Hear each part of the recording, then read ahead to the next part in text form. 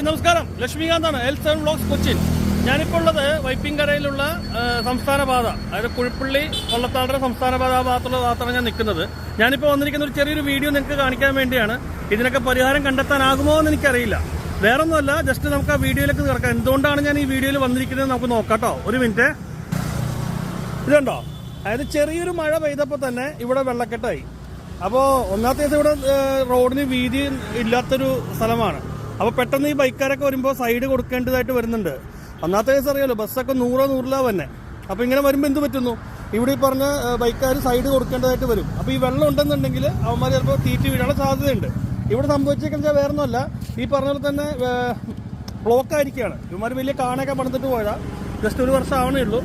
അപ്പോൾ കണ്ടോ, കംപ്ലീറ്റ് വെള്ളം ബ്ലോക്കായി കിടക്കുക ചെയ്യുന്നത്.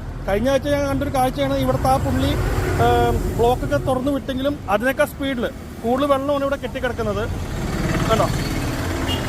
അപ്പോൾ അതുമാത്രമല്ല, ഇവിടെ വരുമ്പോൾ ഈ വണ്ടികൾ അടിച്ചു പോകുമ്പോൾ ഈ വെള്ളം കംപ്ലീറ്റ് മതിൽ തെറിക്കുകയും അല്ലെങ്കിൽ വീട്ടുകാരുടെ ഉള്ളിലേക്കാണ് കയറുന്നത്.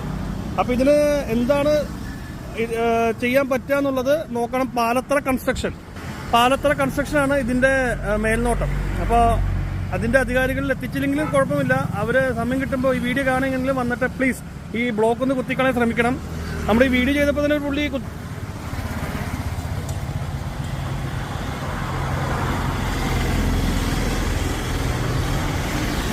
ഇത് ചെറിയ മഴ പെയ്തപ്പോൾ ഇങ്ങനെ, അപ്പോൾ വലിയ മഴയൊക്കെ എനിക്ക് പറയാനുണ്ടോ.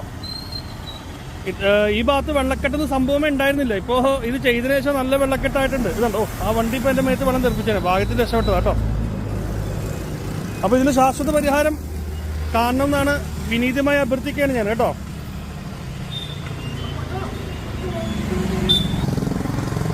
ഓക്കെ, അപ്പോൾ ഇതിന് ശാശ്വത പരിഹാരം കണ്ടെത്തണം എന്ന് വിനീതമായി അഭ്യർത്ഥിച്ചുകൊണ്ട് L7 വ്ലോഗ്സ് കൊച്ചി ലക്ഷ്മി നിർത്തുകയാണ്. വേറെ വീഡിയോയുമായി വരുന്നതായിരിക്കും. ഓക്കെ, എല്ലാവർക്കും ശുഭദിനം ആശംസിച്ചുകൊണ്ട് ഓക്കെ, താങ്ക് യു, ബൈ.